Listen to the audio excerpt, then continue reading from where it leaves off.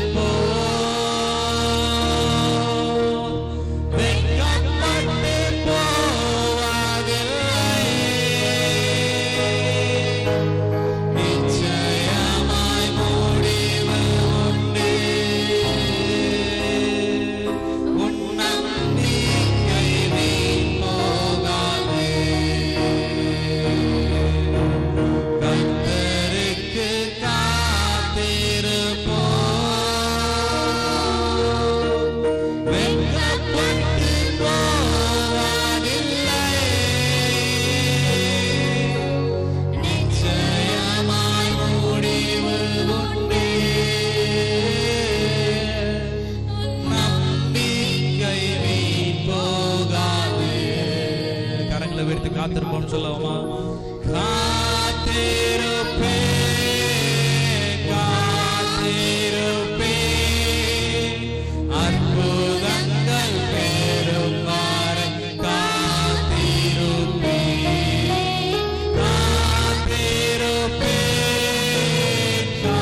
காத்திருப்பே அற்புதங்கள் பெறும் வரை காத்திருப்பே காத்திருப்பே காத்திருப்பே அற்புதங்கள் பெறும் வரை காத்திருப்பே. அற்புதங்கள் பெறும் வரை நாங்கள் காத்திருக்கிறோம் அப்பா. அதிசயம் நடக்கும் வரை நாங்கள் காத்திருக்கிறோம் அப்பா. புது பலன் கிடைக்கும் வரை நாங்கள் காத்திருப்போம் அப்பா. புதிய விசுவாசம் வரும் வரை நாங்கள் காத்திருப்போம் அப்பா. ஆண்டவரே, உம்முடைய அதிசயங்களுடைய வாழ்க்கையில நடக்கும் வரைக்கும் நாங்கள் பொறுமையாய் உம்மை நோக்கி காத்திருப்போம் அப்பா. நிச்சயமாய் நீர் எங்களுக்கு உதவி செய்வீர். நிச்சயமாய் நீர் எங்களை ஆசீர்வதிப்பீர். நிச்சயமாய் நீர் எங்களை கண்ணோக்கி பார்த்து ஏற்ற காலத்துல ஏற்ற வேளையில நீர் எங்களை ஆண்டவரே நிச்சயமாய் முடிவு உண்டு, நம்பிக்கை வீண் போகாது என்று சொன்ன தேவன் தாமே. எங்களுடைய நம்பிக்கை வீண் போகாதபடிக்கு ஆண்டவரே எங்களுடைய விசுவாசத்துக்கு தக்கதாக தேவன் எங்களுக்கு உதவி செய்யுங்க. விசுவாசத்துக்கு தக்கதாக ஒவ்வொரு பிள்ளைகளையும் ஆண்டவரை நீர் நிரப்பி ஆசீர்வதித்து உம்முடைய வல்லமையினாலும் உம்முடைய தரிசனத்தினாலும் உம்முடைய பேரன்பினாலும் உம்முடைய இரக்கத்தினாலும் ஆண்டவரே ஸ்தோத்திரம். நீர் ஒவ்வொருவரும் நீர் மூடி மறைத்துக் கொண்டு உம்முடைய வல்லமையை உம்மை வெளிப்படுத்தி காண்பிக்கும்படியாக நாங்கள் ஜெபிக்கிறோம் அப்பா. உமக்கே துதிகன மகிமை நாங்கள் செலுத்துகிறோம். ஆசீர்வதித்து மகிமைப்படும் பொறுப்படுத்திக் கொள்ளுங்க. ஆமென் ஆமென். நம்முடையதான வசனம் சொல்கிறது, நம்முடைய கிறிஸ்து வாழ்க்கை என்பது ஒரு அற்புதமான வாழ்க்கை, அதிசயமான வாழ்க்கை. ஆனால் அது ஒரு போராட்டம் என்று சொல்லப்படுகிறது. அது ஒரு பந்தய சாலையிலே ஓடுகிறதான ஒரு ஓட்டத்தை போல. போட்டி. இப்போ கூட போட்டியில் கலந்துக்கிட்டு நம்முடைய பிள்ளைங்கள்லாம் ப்ரைஸ் வாங்கிட்டு வந்து சார்ஜ் சொன்னாங்க. அதுபோல் இந்த வாழ்க்கை என்பது ஒரு போட்டி தான். ஆனால் அந்த போட்டியில் நம்ம எப்படி இருக்கணுமா, இது இந்த போட்டியில் ஒரு ஆசீர்வாதம் தரார். என்ன ஆசீர்வாதம்னா, அவர்கள் அழிவுள்ள கிரீடத்தை பெறும்படி அப்படி செய்கிறார்கள், நாமோ அழிவில்லாத கிரீடத்தை பெறும்படிக்கு அப்படி செய்கிறோம். ஆகையால் நம்முடைய வாழ்க்கை சுத்தமான பரிசுத்தமான ஒரு வாழ்க்கை வாழ வேண்டும் என்று தேவன் ஆசைப்படுகிறார். ஆமென் அல்லேலூயா. அப்படிப்பட்டவங்களுக்கு ஆண்டவர் கிரீடத்தை தருகிறார். எப்படிப்பட்ட ஒரு கிரீடம் என்று சொன்னால், அழிவில்லாத கிரீடம். அந்த அழிவில்லாத கிரீடத்துக்கு நாம் என்ன செய்யணுமா? ஸ்தோத்திரம். ஒழுக்கமாக ஓட வேண்டுமா. பந்தய சாலையிலே ஓடுகிறவர்கள் எல்லாரும் ஓடுவார்கள், ஆகிலும் ஒருவனே பந்தயத்தை பெறுவான் என்று அறியீர்களா? நீங்கள் பெற்றுக்கொள்ளத்தக்கதாக ஓடுங்கள். பந்தயத்துக்கு போராடுகிற யாவரும் எல்லாவற்றிலும் இச்சையடக்கமாக இருப்பார்கள். அவர்களே இச்சையடக்கமாக இருக்கிறார்கள். ஒரு காரியத்தில் ஜெயிக்கணும்னா, உலக பிரகாரமான ஒரு பந்தயத்தில் ஜெயிக்கணும்னா அவங்க என்ன பண்ணுறாங்கன்னா, இச்சை அடக்கமாக இருக்கிறார்களாம். நேரத்தில் எந்திரிக்கிறார்கள், குளிக்கிறார்கள், எந்த உணவை சாப்பிடுமோ அந்த உணவை தான் சாப்பிட வேண்டும். அந்த பயிற்சி நாள் அன்று இப்போ உங்களுக்கு போலீஸ் ட்ரைனிங்கு போகிறீங்க, அல்லது ஓட்டப்பந்தயத்துக்கு போகிறீங்க, அல்லது ஏதோ ஒரு குண்டு எறிதல் அப்படி இப்படின்னு சொல்லி பலவிதமான போட்டிகள் உலகத்தில் இருக்குது. அந்த போட்டிக்கு போகிறதுக்கு முன்பாக உங்கள் சரீரத்தை நீங்கள் ஆயத்தப்படுத்துகிறீர்கள். அந்த சரீரத்தை ஒழுங்குபடுத்துகிறீர்கள். எதை சாப்பிடணும், எதை சாப்பிடக்கூடாது, எந்த நேரத்துக்கு குளிக்கணும், என்ன உடைகள் உடுத்தணும், எல்லா உடைகளும் அந்த குறிப்பிட்ட ஒரு பந்தயத்துக்கு சரியாக இருக்காது. அந்த பந்தயம் உங்களுக்குன்னு எந்த பந்தயம் இருக்குதோ அந்த பந்தயத்துக்கு தேவையான உடைகளை நீங்கள் உடுத்த வேண்டும். இப்படியாக ஒரு ஒழுங்கு கிரமமாக இருந்து தங்களுடைய ஆவி ஆத்மா சரீரத்தை அந்த பிள்ளைகள் என்ன பண்ணுறாங்களாம், இச்சை அடக்கமாக இருந்து அந்த காரியத்தை செய்கிறாங்களாம். ஆண்டவர் சொல்கிறாரு, அழிவுள்ள கிரீடத்துக்கே கவனமாக இருப்பார்களானால் உங்களுக்கு நான் தருகிற ஒரு கிரீடம் அழிவில்லாத ஒரு ஜீவ கிரீடமாக இருக்கிறது. ஆமென் அல்லேலூயா. அழிவில்லாத அந்த கிரீடத்தை நம்ம பெறணும்னா நிச்சயம் இல்லாதவர்களாக வாழக்கூடாது. 26வது வசனம் சொல்கிறது, நான் நிச்சயம் இல்லாதவனாக ஓடேன். அநேகர் ஓடுகிறார்கள், ஆனால் நிச்சயம் இல்லை. பரலோகம் போவோமா நரகம் போவோமா அது தெரியாது பாஸ்டர், எங்கேயோ ஒன்று போகிறோம். அப்படி ஒரு நிச்சயம் இல்லாத ஓடாதீங்க. கரெக்டாக சொல்லுங்கள், நான் பரலோகத்துக்கு போவேன், கர்த்தர் என்னை ஆசீர்வதிப்பார். ஆமென் அல்லேலூயா. நித்திய ஜீவனை எனக்கு தந்திருக்கிறார், அதை நான் பெற்றுக்கொள்வேன் அப்படின்னு ஒரு நிச்சயத்தோடு ஒரு விசுவாசத்தோடு நாம் வாழும் பொழுது கர்த்தர் நம்மை ஆசீர்வதிக்கிறார், கர்த்தர் பலப்படுத்துகிறார். ஆதலால் நான் நிச்சயம் இல்லாதவனாக ஓடேன், ஆகாயத்தை அடிக்கிறவனாக சிலம்பம் பண்ணேன். அதாவது யுத்தம் பண்ணினாலும் அதில் ஒரு ஒழுங்கு இருக்க வேண்டுமாம். அது சட்டத்தின்படி பண்ணாவிட்டால் முடிசூட்டப்பட மாட்டார்கள் என்று சொல்லி இன்னொரு இடத்துல எழுதப்பட்டிருக்கிறது. நீங்கள் சிலம்பம் பண்ணினாலும் சட்டத்தின்படி சிலம்பம் பண்ணாவிட்டால் நீங்கள் முடிசூட்டப்பட மாட்டீர்கள். இந்த இடத்துல எழுதப்பட்டிருக்கிறது, ஆகாயத்தை அடிக்கவர்களாக சிலம்பம் பண்ணேன். ஏதோ கலாமலான்னு செஞ்சுட்டு நானும் ஜெயிச்சிட்டேன் அப்படின்னு சொன்னால் ஆண்டவர் நம்மளை பார்த்து சொல்லணும், நீ ஜெயிச்சிட்ட அப்படின்னு. அல்லேலூயா. ஆண்டவர் நம்மளை பற்றி சொல்கிறாரு, நீ ஜெயிக்கணும்னா நிச்சயத்தோடு ஓடு, எந்த ஒரு காரியத்தில் விசுவாசத்தோடு ஓடு. 27. அது மட்டுமல்ல, மற்றவர்களுக்கு பிரசங்கம் பண்ணுகிற நான் தானே. இன்றைக்கி சிலர் வந்து உலகம் முழுவதும் ஆதாயம் பண்ணுறாங்க, நீ நல்லாருங்கிறாங்க. ஆனால் ஆண்டவர் சொல்கிறாரு, நீயும் நல்லாரு. அல்லேலூயா. மற்றவர்களுக்கு போதிக்கிற நீ தானே. ஒரு மனுஷன் உலகம் முழுவதும் ஆதாயப்படுத்தினாலும் தன் ஜீவனை நஷ்டப்படுத்தினால் அவனுக்கு லாபம் என்ன? ஒவ்வொருத்தரும் 2 பாயிண்ட் செய்யணும். ஒன்று, நம்மை நாமே காத்துக்கொள்ளணும். 2வது, மற்றவர்களை காத்துக்கொள்ளணும். ஆமென். அல்லேலூயா. நம்முடைய ரட்சிப்பை நாம் காத்துக்கொள்ளணும். 2வது, ரட்சிக்கப்படாதவர்களை ரட்சிப்புக்குள்ளே நாம் வழிநடத்தணும். அது ஒரு தேவ சித்தமாக இருக்கிறது.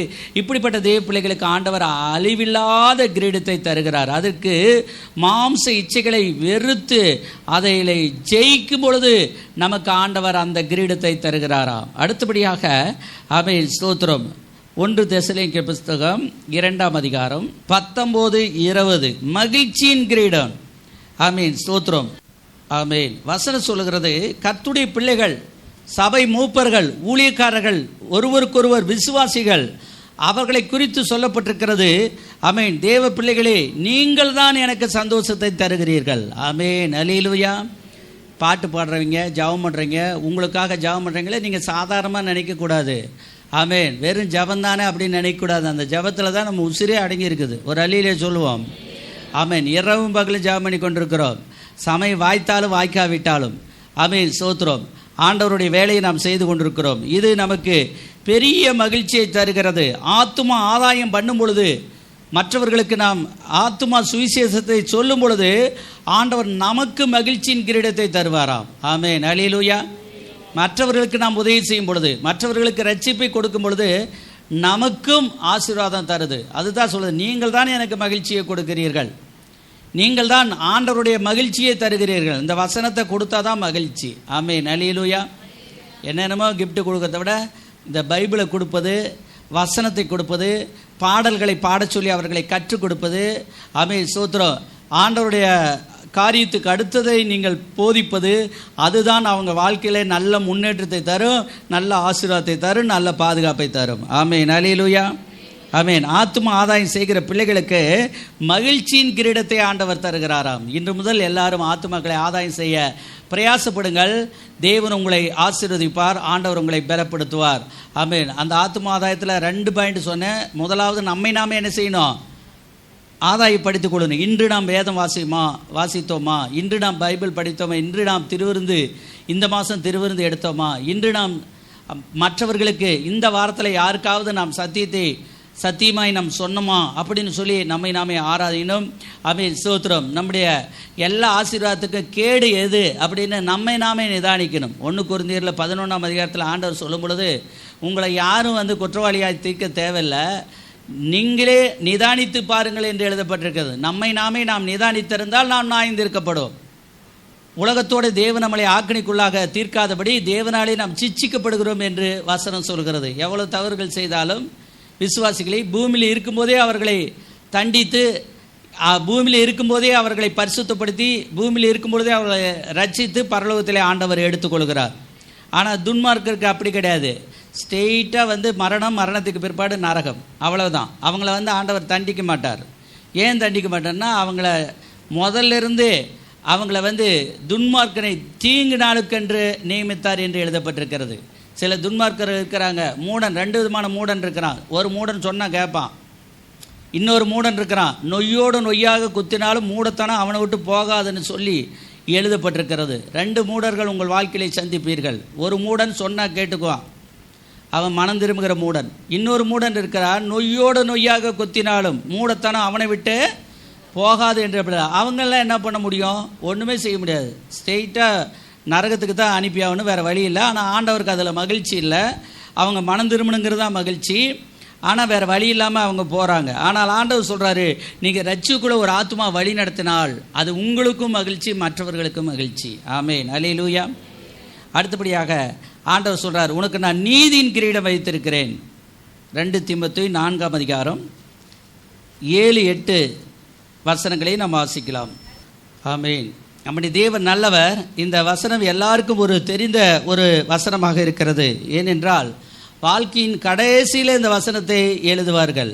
நல்ல போராட்டத்தை போராடினார். ஒவ்வொரு ஊரிலும் ஒவ்வொரு இடத்துக்கும் போகும்பொழுது கல்லறையிலே இதை எழுதுவார்கள். ஒவ்வொரு தேவ பிள்ளைகளும், அதாவது வயசான காலத்திலே ஒவ்வொரு சபை மூப்பர்களும், ஆண்களாக இருந்தாலும் சரி, பெண்களாக இருந்தாலும் சரி, சபை மூப்பர்கள், ஊழியக்காரர்கள், விசுவாசிகள் யாராக இருந்தாலும் சரி, அவர்கள் ஒரு நல்ல வாழ்க்கை வாழ்ந்திருக்கும் பொழுது அவர்களை குறித்து இந்த வார்த்தை தான் எழுதப்படுகிறது. எந்த வார்த்தை? நல்ல போராட்டத்தை போராடினார்கள், ஓட்டத்தை முடித்தார்கள், விசுவாசத்தை காத்து கொண்டார்கள். இந்த வசனத்தை தான் அங்கே எழுதுவார்கள். 8வது வசனம் சொல்லுது, இது முதல் நீதியின் கிரீடம் எனக்காக வைக்கப்பட்டிருக்கிறது. நீதியுள்ள நியாயாதிபதியாக கர்த்தர் அந்நாளிலே எனக்கு தந்தருளுவார். அப்போஸ்தலன் பவுல் தீமோத்தேயுக்கு சொல்லும்போது சொல்றார், எனக்கு தருவார், எனக்கு மாத்திரம் அல்ல, அவர் பிரசன்னமாகுதலை விரும்பும் யாவருக்கும் அதை தந்தருளுவார். ஆமென், அல்லேலூயா. நீங்கள் நிறைய நன்மை செய்து உங்களுக்கு திரும்ப அவங்க தீமை செய்கிறாங்களா, கவலைப்படாத, ஆண்டவர் தான் உங்களுக்கு பதில் செய்வார். ஆமென், அல்லேலூயா. மனுஷன் செஞ்சதுக்கு மனுஷனே செய்வான்னு சொல்லி எதிர்பார்க்காதீங்க. அவன் சில நேரத்தில் செய்வான், சில நேரத்தில் செய்ய மாட்டான். ஆணாக இருந்தாலும் சரி, பெண்ணாக இருந்தாலும் சரி, அவங்கள எதிர்பார்க்காதீங்க. உங்களுடைய நீதிக்கு அவங்க தான் நீதி செலுத்தணும் அப்படின்னு அல்ல, பரலோகத்திலேருந்தே நீதி வரும். ஆமென், ஒரு அல்லேலூயா. பரலோகத்திலேருந்து நீதியும் வரும், நிதியும் வரும். ஆமென், அல்லேலூயா. ஆண்டவர் இந்த இடத்துல பாருங்க, எனக்கு மாத்திரமல்ல அவர் சொல்றார். அப்போஸ்தலர் பவுல் சொல்ற, எனக்கு மாத்திரமல்ல, யாரெல்லாம் அவருடைய வருகையை எதிர்பார்க்கிறீர்களோ உங்கள் எல்லாருக்கும் நீதியின் கிரீடம் வைக்கப்பட்டிருக்கிறது. அல்லேலூயா. நான் பண்ணுற இந்த பாட்டு பாடுறோம், பிரசங்கம் பண்ணுறோம், நீங்கள்லாம் காணிக்க போடுறீங்க, இதெல்லாம் சும்மா நிறைய பேர் நினச்சிட்டு இருக்கிறாங்க. இதெல்லாம் சும்மா வேஸ்ட்டு, பொய், பித்தலாட்டம் அப்படின்னு. இல்லை பிரியமானவர்களே, வசனம் சொல்கிறது அது ஒரு நல்ல போராட்டம், அது ஒரு விசுவாச வாழ்க்கை. அல்லேலூயா. அதுக்கு ஆசீர்வாதம் உண்டு. எப்போ? 8வது வசனம் சொல்லுது, அது ரகசிய வரிகள் தான் அதிகமாக கிடைக்கும். பூமியிலையும் கிடைக்கும் 100% இல்லைங்களா. ஆனால் இதை 100%ஓடு நின்று போயிடுது. நான் சொல்கிறேன், பரலோக ராஜ்யத்தில் நமக்கு 1000% நமக்கு ஆசீர்வாதம் கிடைக்கும். அல்லேலூயா. ஆமென், ஸ்தோத்திரம். பட்ட பாடுகள், பிரயாசங்கள் கொஞ்சம் நஞ்சமல்ல. நாம் ஒவ்வொரு ஊழியத்திலும் ஒவ்வொரு காரியத்திலும் பிரயாசப்பட்டு கொண்டே இருக்கிறோம். அந்த பிரயாசங்கள் மனிதர்கள் மறந்து விடுவார்கள், மனிதர்கள் மாறி விடுவார்கள், நாமளும் மாறி விடுவோம். ஆனால் வசனம் மாறாது, வாக்குத்தத்தம் மாறாது, இயேசு கிறிஸ்து மாறாது. அதனாலே அவர் சொல்லுகிறார், நீங்கள் நல்ல போராட்டத்தை போராடுங்கள், ஆண்டவருக்காக பாடுங்கள், ஆண்டவருக்காக பேசுங்கள், ஆண்டவருக்காக சபைகளை நடத்துங்கள், ஆண்டவருக்காக பிறரை உற்சாகப்படுத்துங்கள். என்னென்ன ஊழியம், என்னென்ன அறிவிப்பு சொல்கிறோமோ அதெல்லாம் கவனமாக கேட்டு அதன்படி செய்யுங்கள். ஏற்ற வேளையில் உங்களுக்கு ஆண்டவர் ஆசீர்வாதத்தை மலை போல உங்களுக்கு குமிச்சு வைப்பார். அல்லேலூயா. பாருங்கள், தக்காளி பழம் ஒரு நேரத்துக்கு 100 ரூபா 110 ரூபா கிலோவுக்கு போகுது. ஆனால் இப்போல்லாம் தக்காளி பழம் ரொம்ப கிலோ கம்மியாக போகுதுன்னு சொல்லி சொல்கிறாங்க. விவசாயிகள் கோவப்பட்டு சில இடங்களிலே, அதாவது தேனி போன்ற மாவட்டத்திலே விவசாயிகள் கொண்டு போய் அது பறிக்கிற கூலி கூட சந்தைக்கு வைக்கும்போது கட்டுப்படி ஆக மாட்டேன்னு சொல்லி கோவப்பட்டு எல்லாத்தையும் அழிக்கிறாங்க. லோடாக போட்டு என்ன செய்கிறாங்க, டிராக்டர் விட்டு அப்படியே நிறவுறாங்க. அவங்களுக்கு அது கிடைக்கல. அதே போல் ஆப்போசிட்டாக நாம் நினச்சி பார்ப்போம். ஒரு தடவை நம்மளால் தக்காளியை வாங்க முடியல, ஒரு பேச்சுக்கு சொல்கிறேன், 110 ரூபா போட்டு வாங்கவே முடியல இப்போ ஒரு 6 மாதம் 1 வருஷத்துக்கு முன்னாடி. ஆனால் இப்போ எல்லாருமே தக்காளி, யார் வீட்லலாம் தக்காளி இருக்குது, கரங்களை வைத்துங்க பார்க்கலாம். தக்காளி இருக்குதா? எல்லாம் பைப்பையாக வாங்குகிறோம், குமிச்சு வச்சுருக்குறோம். எப்படி வச்சுருக்குறோம்? குமிச்சு வச்சுருக்குறோம். ஆசீர்வாதத்தை ஒரு இடத்துல வாங்க முடியல. இப்படி தான் ஆசீர்வாதத்தை ஒரு இடத்துல வாங்க முடியல, இன்னொரு இடத்துல நம்ம குமிச்சு வைப்போம். கர்த்தர் நமக்கு உதவி செய்வார். அல்லேலூயா. ஆமென். ஆசீர்வாதம் விற்கிறதல்ல, ஆசீர்வாதம் விதைப்பும் அறுப்புங்கிற சத்தியத்தில் அது வளருது. அல்லேலூயா. ஆமென். சத்தியத்தை அறிவீர்கள், சத்தியம் உங்களை விடுதலையாக்கும். நிறைய பேர் விடுதலை இல்லாத பண விஷயத்திலும் பொருள் விஷயத்திலும் நகை விஷயத்தில் போராடிக்கிட்டு இருக்கிறீங்க. சத்தியத்தை அறிவீங்கள். பைபிள் எடுத்து படிங்க. யாரும் உங்களுக்கு வாத்தியார் அல்ல, பைபிள் தான் வாத்தியார். நீதிமொழிகள் அதிகமாக படிங்க, பிரசங்கி படிங்க. சொல்கிறது மாயை மாயை எல்லாம் மாயை. என்ன சொல்கிறார் பிரசங்கி? மாயை மாயை.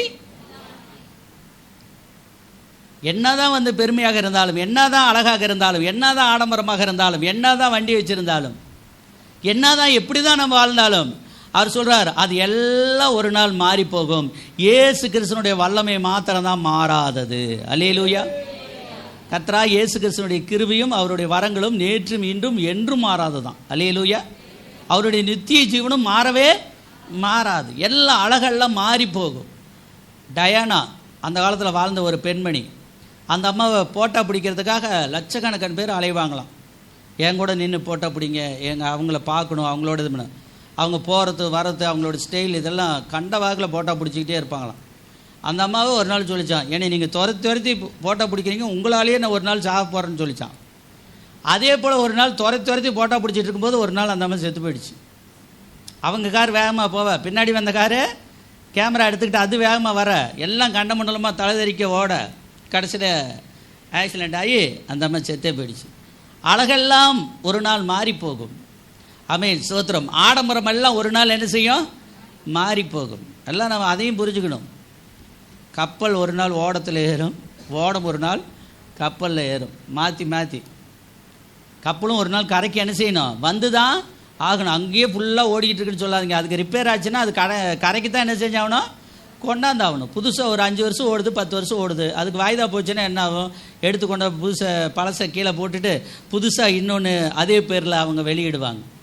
அப்படிதான் ஒரு இடத்துல தோல்வி, ஒரு இடத்துல பயம், ஒரு இடத்துல அவன் எதுவுமே இல்லை. ஆண்டவர் சொல்கிறாரு அதெல்லாம் மாயை, நீ பயப்படாத, எல்லா சூழ்நிலையும் மாறும், எல்லாவற்றையும் ஆண்டவர் மாற்றி அமைப்பார். அல்லேலூயா. கர்த்தர் ஆசீர்வதிப்பார், கர்த்தர் பலப்படுத்துகிறார், கர்த்தர் வழி நடத்துகிறார். இந்த இடத்துல நம்ம எதை பெருசாக நினைக்கிறோமோ 6 மாதம் கழித்து 1 வருஷம் கழித்து அது சின்னதாக நினைப்போம். 10 வருஷமாக தான் நீங்கள் எதை பெருசாக நினச்சிட்டு இருக்கிறீங்களோ அதை இந்த வருஷம் சின்னதாக நினைப்பீங்க. அவர் வரும்பொழுது காரியம் உங்களுக்கு ஆசீர்வாதமாக முடியும், மாறுதலாக முடியும். ஆமென், அல்லேலூயா. நிறைவானது வரும்பொழுது குறைவானது ஒளிந்து போகும் என்று வசனம் சொல்கிறது. ஆண்டவர் சொல்கிறார் உங்களுக்கு தேவையான ஆசீர்வாதத்தை நான் தருகிறேன், நீங்கள் நல்ல போராட்டத்தை போராடுங்கள், பண்ணுகிற அந்த ஜெபத்தை விட்டு விடாதிருங்கள், ஊழியம் செய்கிறதை விட்டு விடாதிருங்கள், அக்கினி ஜெபத்தை விட்டு விடாதிருங்கள், ஆசீர்வாத கூட்டத்தை விட்டு விடாதிருங்கள். ஆமென். கர்த்தருடைய பிள்ளைகள் நல்ல நல்ல சாட்சிகளை செவ்வாய்க்கிழமை ஒரு வீட்டு கூட்டத்தில் நான் கேட்டேன். கர்த்தருடைய பிள்ளைகள் நன்றி அறிதலாக ஆமென், கர்த்தருக்காக நான் கொடுத்தேன், கர்த்தர் எனக்கு திரும்ப கொடுத்தார், 10 மடங்காக கொடுத்தார் என்று சாட்சி சொல்கிறார். கிட்டத்தட்ட 8 மணி நேரத்தில் ஆண்டவர் கொடுக்கிறார், 5 மணி நேரத்தில் ஆண்டவர் தருகிறார், ஆண்டவர் ஆசீர்வதிக்கிறார். ஆனால் அவிசுவாசிகளை போய் கேட்போமானால், ஐயோ நான் சாமிக்கு கொடுத்தால் என் வாழ்க்கை போய்விடும், என் வாழ்க்கையில் இருக்கிறது எல்லாமே ஒளிஞ்சு போயிடும் அப்படின்னு நினைக்கிறாங்க. அப்படி கிடையாது. கண்ணீரோடு சாட்சி சொல்கிறீங்களே, ஆனந்த கண்ணீர் விடுகிறவர்களையும் கொஞ்சம் கண்ணோக்கி பாருங்கள். அல்லேலூயா. அவங்க சொல்கிற சாட்சியும் கொஞ்சம் கேளுங்க. ஆண்டவர் என்ன சொன்னார்னா, நீங்கள் எனக்கு சாட்சிகளாக இருப்பீர்கள். அதுதான் பைபிள் முழுசுமே. கிறிஸ்துவ வாழ்க்கையே நாம் சாட்சியாக இருக்கணும், அதுதான் வாழ்க்கையே. அல்லேலூயா. சாட்சி இல்லைன்னா ஒன்றுமே இல்லை, சாட்சி இல்லைன்னா எதுவுமே கிடையாது. கர்த்தருக்கு ஸ்தோத்திரம். அதனால் கிறிஸ்துவ வாழ்க்கையிலே நல்ல போராட்டத்தை போராடுங்கள். அதற்கென்றே நாம் அழைக்கப்பட்டிருக்கிறோம். நம்முடைய போராட்டத்துக்கு சரியான ஒரு ரெஸ்பான்ஸ் இல்லையே, சரியான ஒரு பணம் இல்லையே, என்னை மதிக்க மாட்டேங்கிறாங்களே, நேசிக்க மாட்டேங்கிறாங்களே, எனக்கு உதவி செய்ய மாட்டேங்கிறாங்களே. வசனம் சொல்லுது பூமியில் யாரும் செய்ய மாட்டாங்கப்பா, உனக்கு ஆமென் ஸ்தோத்திரம். நல்ல போராட்டத்தை நீ போராடு, ஓட்டத்தை முடி, விசுவாசத்தை காத்துக்கொள், ஜீவ கிரீடத்தை, நீதியின் கிரீடத்தை ஆண்டவர் வைத்திருக்கிறார். அல்லேலூயா. நீதினா என்ன? நீ செய்த நல்லதுக்கெல்லாம் நல்லது செய்வார் ஆண்டவர். அல்லேலூயா. சொல்லுங்க, நீங்க செய்கிற நல்லதுக்கெல்லாம் நல்லது செய்வார். பூமியில் வந்து அவ்வளவா கிடைக்காது. நம்ம செய்கிற எல்லாம் நல்லது. இப்போ நீங்கள் 10 பாயிண்ட் 100 பாயிண்ட் செய்கிறீங்க, 100 பாயிண்ட்டுக்கு நல்லது கிடைக்காது. 100 பாயிண்ட் நல்லது செஞ்சீங்கன்னா ஒரு 10 பாயிண்ட் 5 பாயிண்ட்டுக்கு திருப்பி உங்களுக்கு நல்லது செய்வாங்க. மீதி எத்தனையோ பாயிண்ட் இல்லாத போகும். உங்கள் மனசு வேதனைப்படும், எனக்கு யாரும் நீதி செய்ய மாட்டேங்கிறாங்களே. வசனம் சொல்லுது, நான் தான் உனக்கு நியாயாதிபதி, நான் தான் உனக்கு நீதி செய்வேன். அல்லேலூயா. ஆமென். பூமியிலே எப்படி வாழ்ந்தாலும் சரி, பரலோகத்தில் போகும்போது ஆண்டவர் ஒவ்வொருத்தரையும் பார்த்து சொல்வாராம், ஆமென் ஸ்தோத்திரம், பூமியிலே படாத பாடுபட்டு இங்கெல்லாம் வந்து சேர்ந்துருக்கிறீங்க. ஆமென் ஸ்தோத்திரம். அந்த நம்ம கல்யாணத்தன்னைக்கு சொல்கிறோம்ல அந்த வசனம், ஆதியாகமத்தில் 24:50 கர்த்தரால் ஆசீர்வதிக்கப்பட்டவரே உள்ளே வார், வெளியே நிற்பேன் அப்படின்னு சொல்கிறாங்க. வெளியே நிற்காதீங்க, உள்ளே வாங்க அப்படிங்கிறாங்க. அதே போல தான் பரலோக ராஜ்யத்துக்கு நான் போகும்பொழுது அவர் சொல்லுவார், பூமியில் எனக்காக சுவிசேஷ ஊழியத்துக்காக பல பிரயாசப்பட்ட நீங்கள் வெளியே நிற்க வேண்டாம், என்னோடு கூட உள்ளார வந்து நில்லுங்கள். அல்லேலூயா, ஆமென். பரிசுத்தமாக்கப்பட்டவர்களே உள்ளே வாருங்கள், இச்சை அடக்கமாக இருந்தவர்களே உள்ளே வாருங்கள், பரிசுத்தமான வாழ்க்கை வாழ்ந்தவர்களே என்னுடைய சந்தோஷத்துக்குள் பிரவேசியுங்கள் என்று ஆண்டவர் உங்களுக்கு உதவி செய்வார், அவர் ஆசீர்வதிப்பார். அடுத்தபடியாக ஜீவ கிரீடத்தை ஆண்டவர் நமக்கு தருகிறார். இது யாருக்கு என்று சொன்னால், ஆமென், அவருக்காகவே வாழ்ந்து இரத்த சாட்சியாய் மரிக்கிற பிள்ளைகளுக்கு ஆண்டவர் ஜீவ கிரீடத்தை தரக்கூடியவராக அவர் இருக்கிறார். யாக்கோபின் புஸ்தகம் 1ஆம் அதிகாரம் 12வது வசனத்தை வாசிக்கலாம்.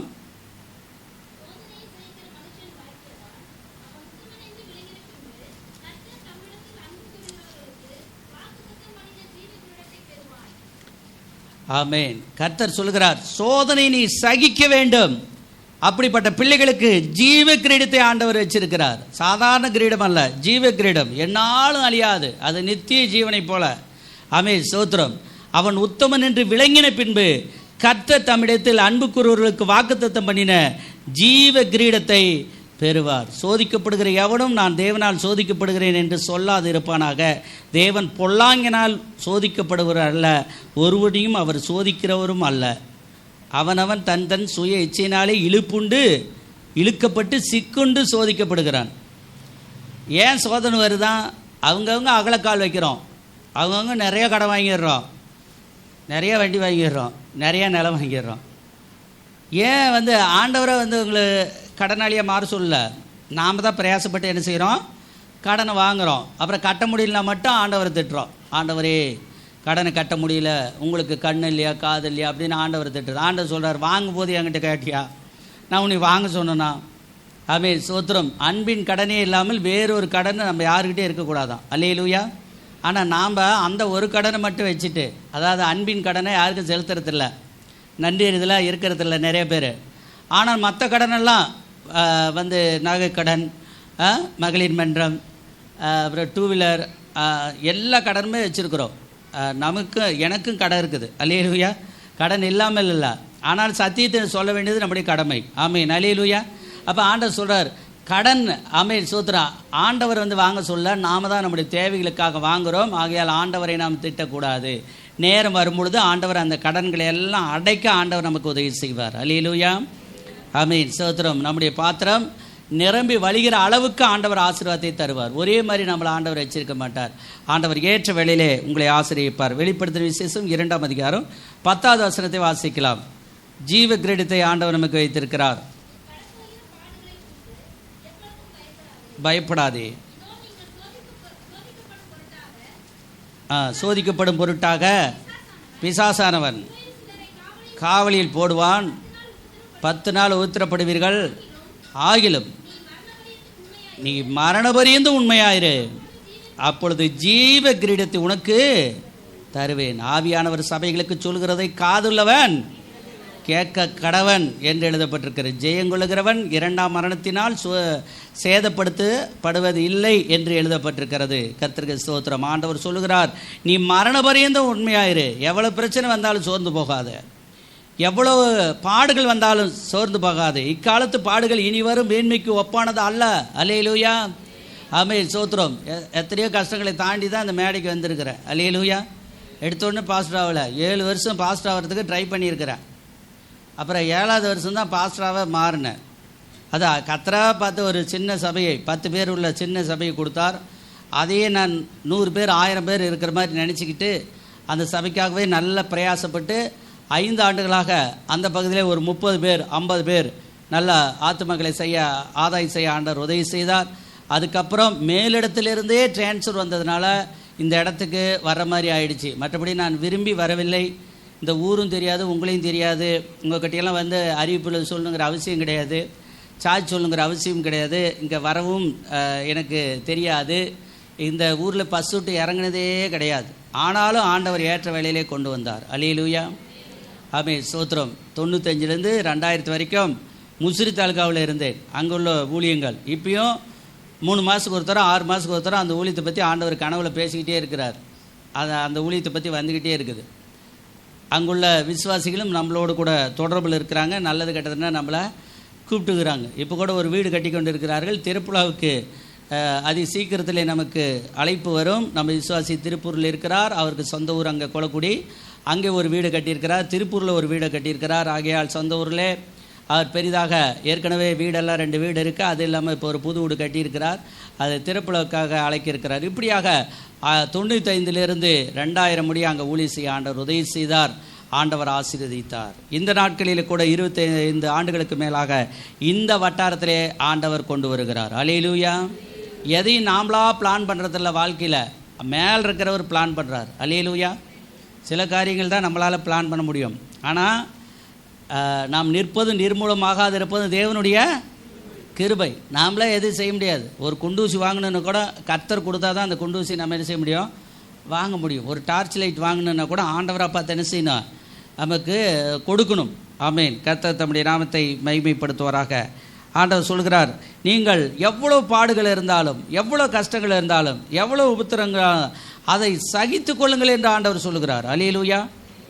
சகிக்காமல் கோவப்பட்டு இருக்கக்கூடாது. அதை சகித்து கொள்ளாமல் கோவப்பட்டு கொண்டு இருக்கக்கூடாது. ஆண்டவர் சொல்கிறாரு, நீ கோவப்படாத, எவ்வளோ வேணும் நீ பயப்படாத, நீ மரண பரியந்து உண்மையாயிரு. ஆமேன். அப்பொழுது ஜீவ கிரீடத்தை உனக்கு நான் தருவேன். ஆண்டவருடைய ஒரு காரியத்தில் நம்ம உண்மையாக இருக்கணும், உத்தமமாக இருக்கணும், பரிசுத்தமாக இருக்கணும். ஆமேன். சோதனைகளை சகிக்கணும். அப்பொழுது கர்த்தர் நம்மை ஆசீர்வதிப்பார். அல்லேலூயா. அதனால் நீங்கள் யாரும் சோர்ந்து போகாதீங்க. யாராவது உங்களை எதையாவது குறை சொன்னால் சோர்ந்து போகாதீங்க. எந்த ஒரு காரியத்திலும் கர்த்தர் சொல்கிறார், அதெல்லாம் ஒரு சோதனை, அதெல்லாம் ஒரு வேதனை, அதெல்லாம் மாறும். ஆமென். அல்லேலூயா. கர்த்தருடைய நாமத்திற்கு மகிமை உண்டாவதாக. 1 பேதுரு புஸ்தகம் 1ஆம் அதிகாரம் 4வது வசனத்தை வாசிக்கலாம். ஆமென். அல்லேலூயா. அவர் இயேசு கிறிஸ்து மரித்தோரிலிருந்து எழுந்ததினாலே அழியாததும் மாசற்றதும் வாடாததுமாகிய சுதந்திரத்திற்கு ஏதுவான ஜீவனுள்ள நம்பிக்கை உண்டாகும்படி தமது மிகுந்த இரக்கத்தின்படி நம்மை மறுபடியும் ஜனிப்பித்தார். அல்லேலூயா. ஆண்டவர் நம்மை ஆசீர்வதிக்கிறார். ஆண்டவர் நம்மை சோத்திரம் பலப்படுத்துகிறார். ஆண்டவர் தம்முடைய கிருபையினாலே ஆண்டவர் சொல்கிறாரு, அழியாததும் மாசற்றதும் வாடாததுமான ஜீவ கிரீடத்தை, நீங்கள் மகிமையுள்ள கிரீடத்தை பெறுவீர்கள். ஆமென். அல்லேலூயா. ஆமென். ஸ்தோத்திரம். மகிமையுள்ள கிரீடம் எங்கே எழுதப்பட்டிருக்கிறது? 5ஆம் அதிகாரம் 4வது வசனத்தை வாசிக்க. 1 பேதுரு 5ஆம் அதிகாரம் 4வது.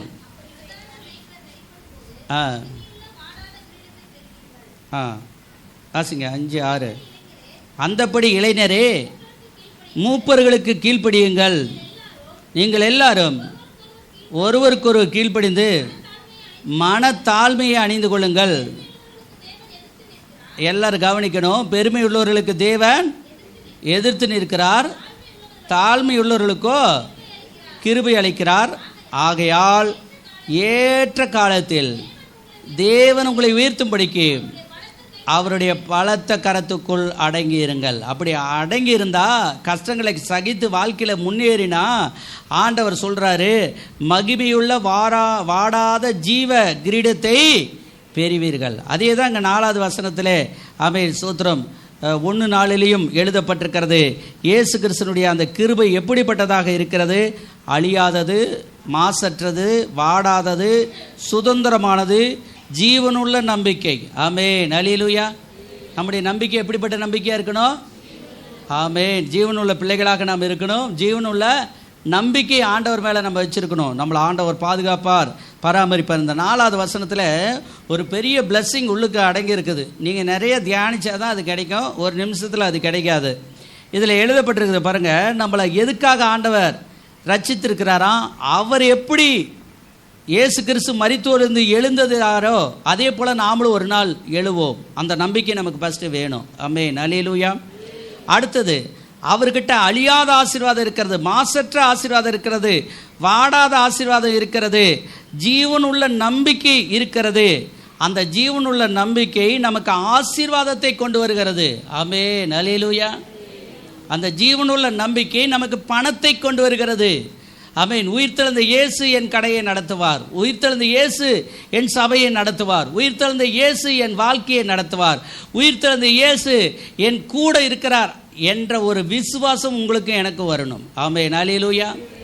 வாழ்க்கை முழுதும் நாமளே நடத்துக்கிறதா அல்ல, நாமளே எதையும் செய்ய முடியாது. வசனத்தின்படி நம்ம அப்படியே தாழ்த்தி ஒரு சிறு பிள்ளை போல ஒப்பு கொடுக்கும் பொழுது கர்த்தர் ஆசீர்வதிக்கிறார். அதுக்கு தான் அவர் சொல்லுகிறார், மூப்பர்களுக்கு கீழ்ப்படியுங்கள். ஆமென். ஸ்தோத்திரம். தேவ பிள்ளைகளே, நீங்கள் கீழ்ப்படியுங்கள். அப்படி செய்தால் பிரதான மேய்ப்பர் வெளிப்படும் போது உங்களுக்கு ஆசீர்வாதம் கிடைக்கும், மகிமையுள்ள வாடாத கிரீடம் உங்களுக்கு கிடைக்கும். அது மட்டுமல்ல, 6வது வசனம் சொல்றது, ஏற்ற காலத்தில் தேவன் உங்களை உயர்த்தும்படிக்கு அவருடைய பலத்த கைக்குள் அடங்கி இருங்கள். இதுதான் பெரிய விஷயமா இருக்குது. யாராலையும் அப்படி இருக்க முடியல. துட்டிக்கிறோம், கோவப்படுறோம், பல்ல கடிக்கிறோம், செவுத்தில் போய் முட்டிக்கலாமான்னு பார்க்குறோம். ஆனால் ஆண்டவர் சொல்கிறாரு, பொறுமையாயிரு. அல்லேலூயா.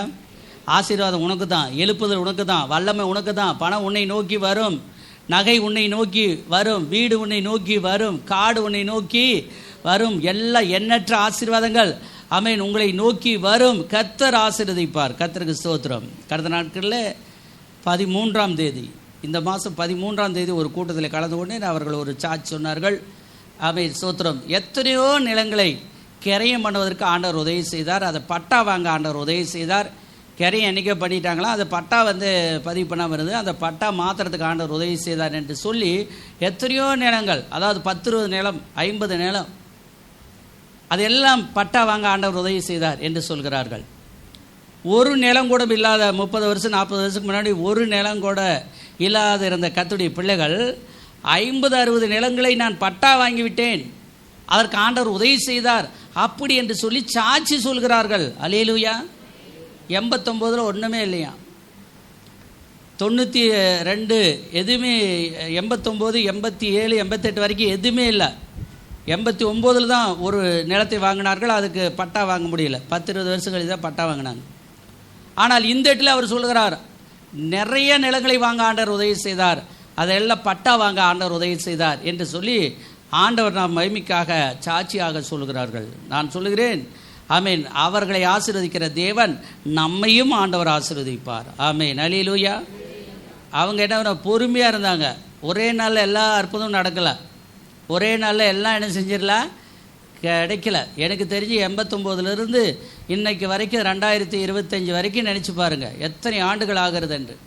அத்தனை ஆண்டுகள் அந்த பிள்ளைகள் பொறுமையாக இருந்தார்கள், அவர்கள் ஊழியத்தில் இருந்தார்கள், உண்மையாக இருந்தார்கள், உற்சாகமாக இருந்தார்கள். இன்றைக்கு அவர்கள் மைக்கு பிடிச்சி நல்ல சாட்சிகளை சொல்கிறார்கள். ஆமென். அல்லேலூயா. நாமளும் உண்மையாக இருப்போமானால், நாமளும் உற்சாகமாக இருப்போமானால், நம்மையும் ஆண்டவர் ஏற்ற வேளையிலே உயர்த்தி நாமும் நாமும் நம்ம குடும்ப உறுப்பினர்களும் நிறைய சாட்சிகளை சொல்வதற்கு ஆண்டவர் நம்ம எடுத்து ஆண்டவர் பயன்படுத்துவார். ஆமென். அல்லேலூயா. ஆமென். கர்த்தருடைய பிள்ளைகள் அநேகர் வீடு கட்டி கொண்டிருக்கிறார்கள், அதற்காக ஸ்தோத்திரம். அநேகர் தம்முடைய நாமத்தை மேம்படுத்தி கொண்டிருக்கிறார்கள், அதற்காக ஆண்டவருக்கு நன்றி செலுத்துகிறேன். புதிய வாகனங்களை வாங்கி கொண்டிருக்கிறார்கள், அதற்காக ஸ்தோத்திரம். கர்த்தர் இப்படி ஒவ்வொரு ஆசீர்வாதத்தையும் ஆண்டவர் வழி நடத்தி கொண்டே வருகிறார், அதற்காக நன்றி. ஆகையால் தொடர்ந்து ஆண்டவரோடு இருப்போம். இப்படிப்பட்ட ஆசீர்வாதத்தை நாம் தொடர்ந்து பெற்றுக்கொள்வோம். கண்களை மூடி நாம் ஜெபம் பண்ணுவோம். இன்றைக்கு நாம் 5 காரியங்களை பார்த்தோம். அழிவில்லாத கிரீடம், மகிழ்ச்சியின் கிரீடம், நீதியின் கிரீடம், ஜீவ கிரீடம், மகிமையுள்ள வாடாத கிரீடம் என்று சொல்லி நாம் பார்த்தோம். கர்த்தர் எல்லா கிரீடத்தையும் ஆண்டவர் நமக்கு தருவாராக. தேவன் நம்மை ஆசீர்வதிப்பாராக. எல்லார் கண்களை மூடி ஜெபம் பண்ணுவோம்.